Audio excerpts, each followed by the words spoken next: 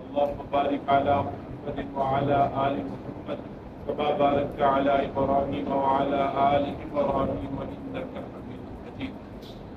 رب زدني علما رب زدني علما رب زدني علما رب اشرح لي صدري ويسر لي أمري واحلل عقدة من لساني يفقهوا قولي. آیت نمبر 129 سورہ بقرہ میں حضرت ابراہیم خلیل اللہ کی ایک بڑی قیمتی دعا کا ذکر ہوا ہے.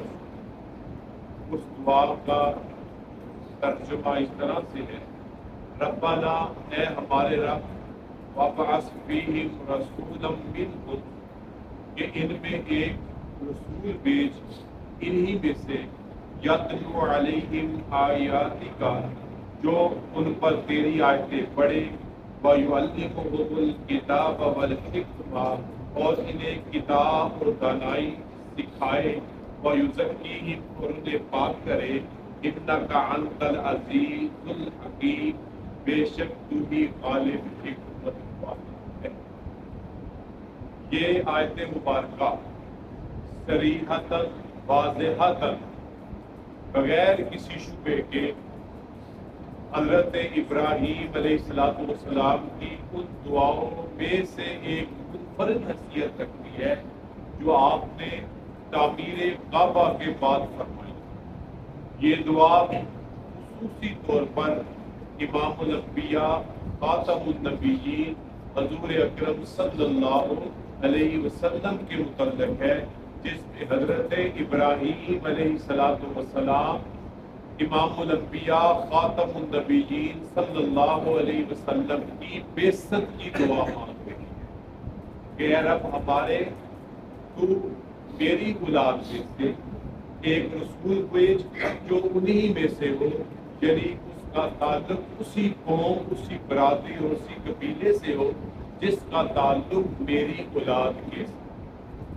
تو لہذا حضور اکرم صلی اللہ علیہ وسلم نے بھی ارشاد فرمایا، جس کا مفہوم ہے اللہ تعالیٰ الفاظ کی کمی بیشی کو معاف فرمائے، کہ جس میں آپ صلی اللہ علیہ وسلم فرمایا میں اپنے باپ حضرت ابراہیم علیہ السلام کی دعا کا نتیجہ ہوں، اور اشارہ ہے اسی دعا کی طرف جس کو اللہ رب العزت سورہ بقرہ آیت نمبر 129 میں بیان فرما رہی ہے. ربنا وابعث فیہم رسولا منہم، اے رب ہمارے بھیج تو ان میں ایک رسول جو انہی میں سے ہو. سب سے پہلی بات دعا مانگی جا رہی ہے اللہ رب العزت سے، اور یہ استحقاق بھی اللہ رب العزت کا ہی ہے کہ دعا صرف اللہ رب العالمین سے مانگی جائے. اور جیسے پہلے بھی دعائیں گزری ہیں اور یہ بھی دعا ہے، یہ اس بات کی طرف اشارہ ہے ہمارے لیے کہ یہ دعا مانگنا یہ انبیاء سابقہ کا بھی اور خود حضور اکرم صلی اللہ علیہ وسلم کی سنت ہے کہ دعا کس سے مانگی جائے؟ فقط اللہ رب العالمین.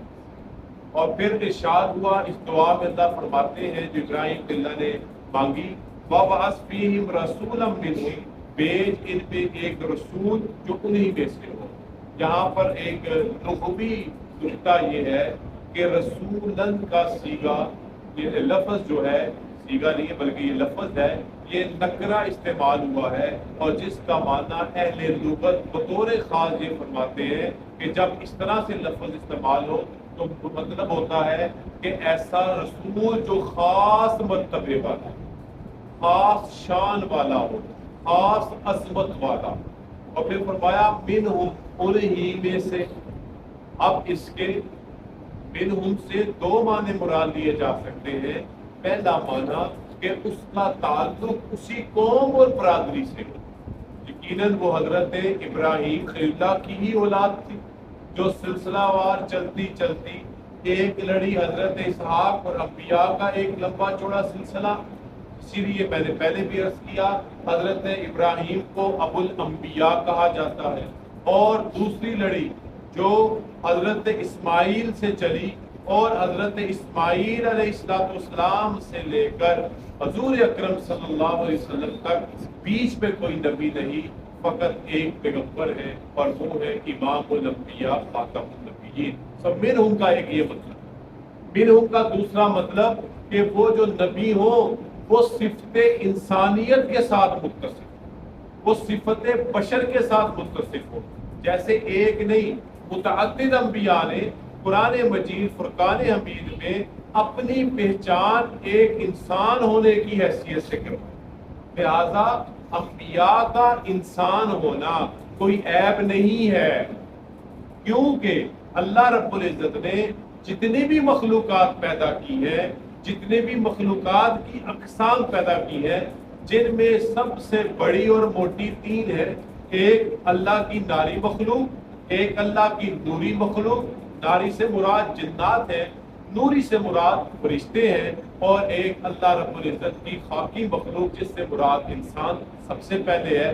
ان تمام تینوں مخلوقات میں سے بطور خاص اگر کسی کو کوئی مقام حاصل ہے، مرتبہ حاصل ہے، وہ صرف اور صرف کس کو حاصل ہے؟ حضرت انسان۔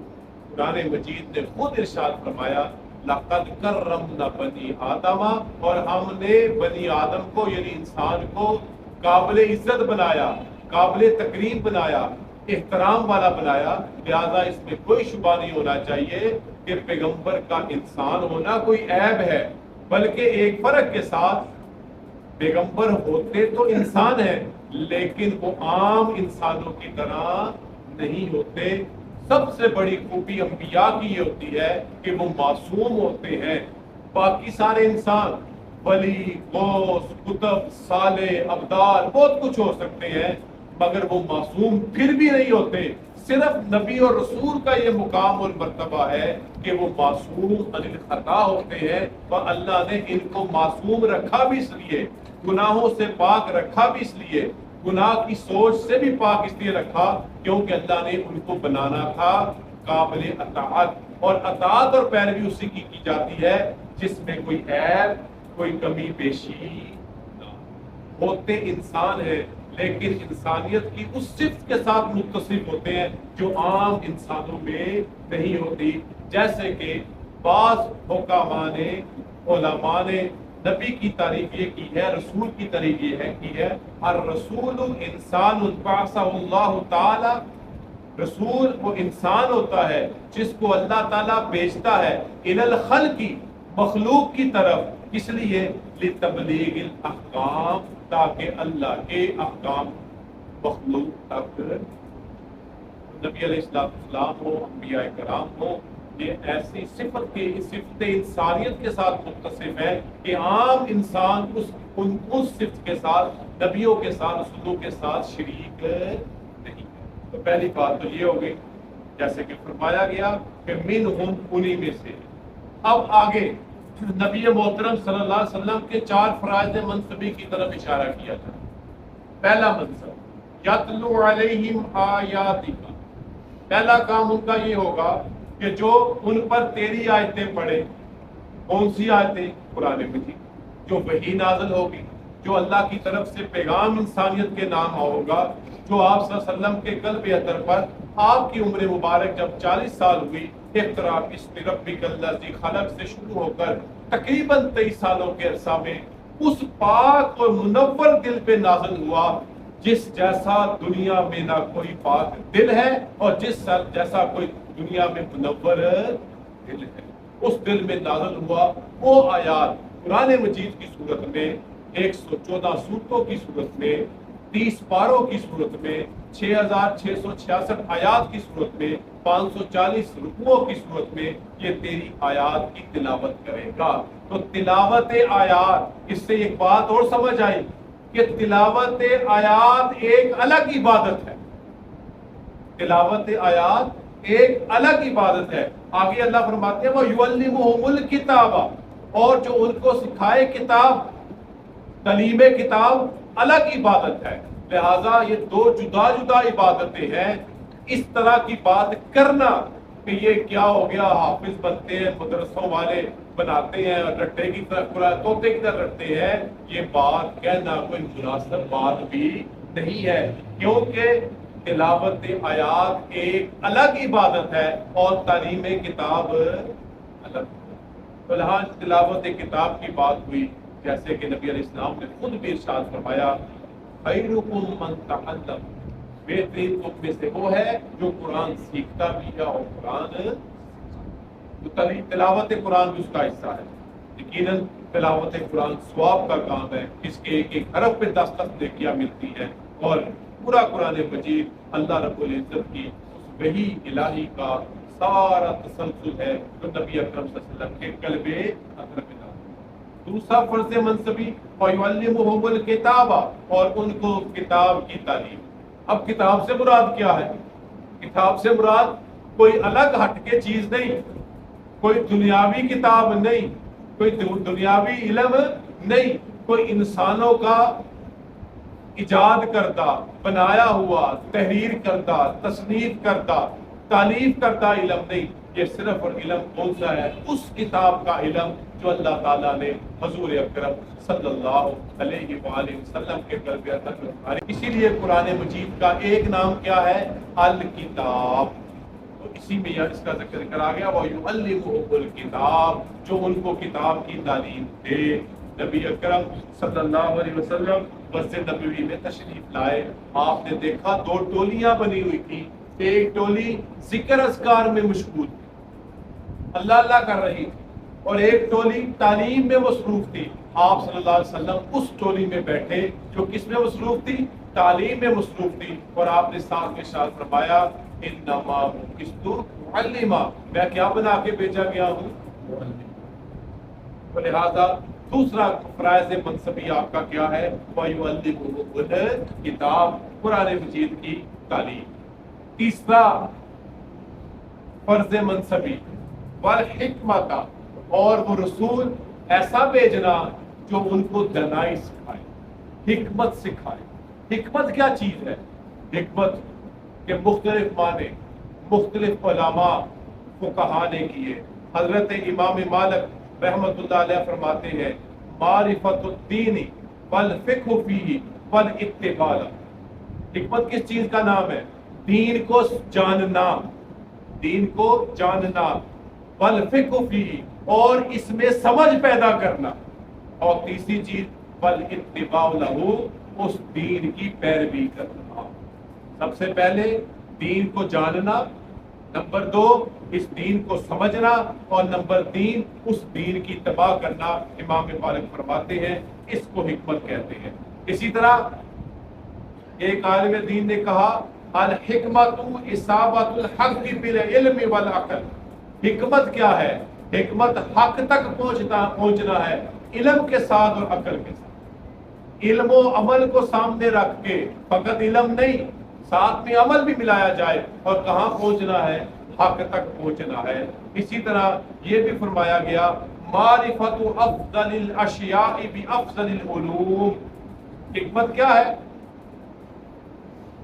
بلند ترین، افضل ترین اشیاء کی معرفت۔ کیسے؟ علوم دنیا کے ساتھ نہیں، مادی علوم کے ساتھ نہیں، بلکہ کس کے ساتھ؟ بافضل العلوم، افضل علوم کے ساتھ۔ اور یقیناً ہمارا یہ ایمان ہے کہ افضل العلوم قرآن و سنت سے بڑھ کے کوئی نہیں ہے۔ اگر ہم کسی شیء کی معرفت کو، اس کے حرام حلال کو، اس کے جائز نجائز کو، اس کے صحیح اور غلط کو پہچاننا اور جاننا چاہتے ہیں، تو ہمارے پاس سب سے بڑا معیار کیا ہوگا؟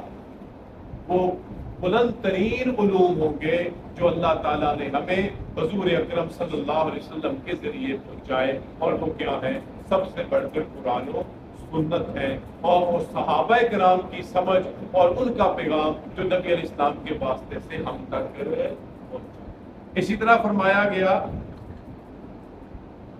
نبی علیہ السلام فرماتے ہیں، ابو داؤد شریف کی حدیث ہے، من اخلص للہ 40 یوم، جو بندہ 40 دن خالص اللہ کی بات کرے گا، نماز اللہ کے لیے خالص، روزے رکھتا ہے اللہ کے لیے خالص، انفاق فی سبیل اللہ کرتا ہے اللہ کے لیے خالص،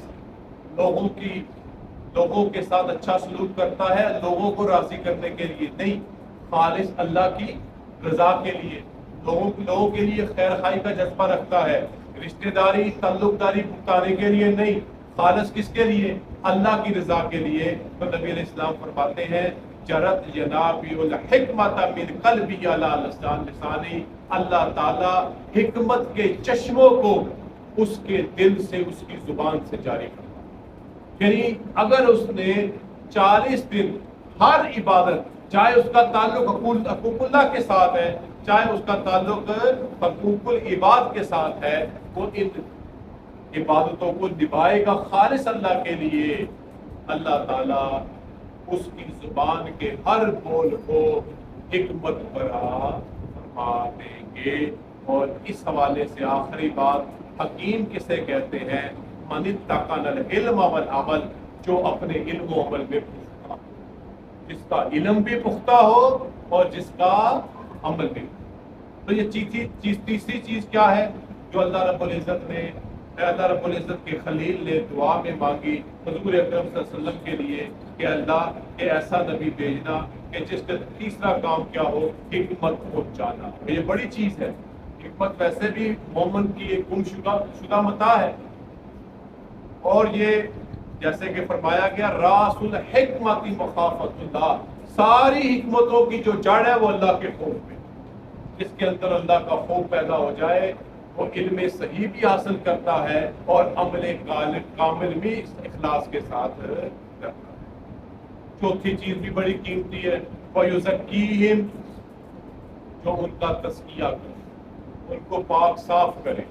تزکیہ گناہوں سے، سب سے پہلے شرک سے جو بہت بڑا ظلم ہے، شرک کی نجاستوں سے پاک کرے، جو ان کو ہر برائی سے پاک کرے، وہ برائی ظاہری ہو چاہے باطنی، وہ برائی چاہے جھوٹ کی صورت میں ہو یا وہ برائی غیبت کی صورت میں ہو، وہ برائی گالی گلوچ کی صورت میں ہو، وہ برائی طعن و تشنیع کی صورت میں ہو یا چاہے وہ بیماری دل کی تکبر کی صورت میں ہو، حسد کی صورت میں ہو، شر کی صورت میں ہو، ہر طرح کی برائیوں سے وہ لوگوں کو پاک کرنے والا ہو۔ تو اس پہ بڑی تفصیلات کی بات کی جا سکتی ہے، مختصر یہ کہ اللہ تعالیٰ نے جو حضرت خلیل نے دعا مانگی، 4 فرائض منصبی کا تذکرہ کیا، پہلی تلاوت آیات، دوسری تعلیم کتاب، تیسری حکمت اور چوتھی تزکیہ نفس۔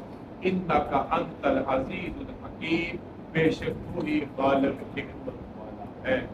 ابراہیم خلیل اللہ نے دعا مانگ لی اور پھر دعا کو کس کے سپرد کر دیا؟ اللہ کے۔ تو ہی اس دعا کے پورا کرنے کے وقت کو بخوبی جانتا ہے۔ اور اس طرح ہمیں ایک بات اور سمجھ میں آئی کہ دعا مانگ لی جائے، ہمارا کام ہے۔ دعا ایک عبادت ہے، صرف یہ نہیں کہ ہاتھ اٹھائے چل سو چل، جس کو بطور خاص عبادت سمجھ کے مانگا جائے، اور پھر اس کے بعد اللہ کے حوالے دعا، اور اللہ جب چاہے، جو اس کی حکمت بالغہ ہے، جو اس کی قدرت کاملہ ہے، جب پوری فرما دے۔ یہ دعا حضرت ابراہیم خلیل اللہ کب مانگ رہے ہیں اور کتنے 100 سال بعد پوری ہو۔ لہٰذا ہمیں بھی اپنی جب دعائیں مانگتی ہیں تو اتنی جلد بازی کا مظاہرہ نہیں کرنا چاہیے، دعا مانگتے رہنا چاہیے۔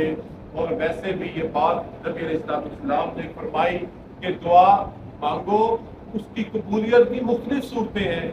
نمبر 1 صورت جو مانگا فوراً مل گیا دنیا میں، دوسری صورت اللہ تعالیٰ ان دعاؤں کے بدلے میں آنے والی آفات، مصیبتوں، بلاؤں کو ٹال دیتے ہیں، اسی میں بھی خیر ہی خیر ہے، اور تیسری ان کو ذخیرہ آخرت کر لیتے ہیں۔ اور جب میدان محشر میں اللہ تعالیٰ ان دعاؤں کو بطور انعام بندے کو نوازیں گے، بندہ ہوگا پریشان، میرے اعمال تو اتنے زیادہ تھے نہیں، یہ کہاں سے میرے کھاتے میں سب کچھ آ گیا؟ تو اللہ رب العزت سے عرض کرے گا، اللہ فرمائیں گے یہ وہ تیری دعائیں ہیں جو ہم نے دنیا میں قبول نہیں کی تھی، آج تمہیں اس کا بدلہ دے رہے ہیں۔ اور بدلہ اتنا زبردست ہوگا، بندہ خواہش کرے گا جو دعائیں میری دنیا میں پوری ہوئی تھی وہ بھی کاش پوری۔ اللہ تعالیٰ ہمیں قرآن مجید سمجھنے کی عمل کی۔ الحمدللہ رب العالمین، والصلاۃ والسلام علی ربنا آتنا فی الدنیا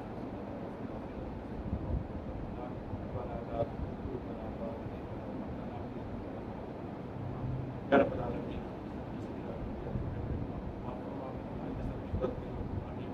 بلائی کی خدمت فرما، ہماری تمام نیک حاجات کو نکالنا فرما، دنیا و آخرت کی بلائیاں ہماری قسمت نصیب فرما، ہر قسم کی تنگی سے، ہر قسم کی بیماری سے، ہر قسم کی مصیبت مشقت سے ہم سب کی حفاظت فرما، خیر و عافیت کا معاملہ فرما. ربنا تقبل منا انك انت السميع العليم وتب علينا انك انت التواب الرحيم. وصلى الله تعالى على محمد وعلى اله واصحابه وازواجه وبناته واهله واهل بيته اجمعين.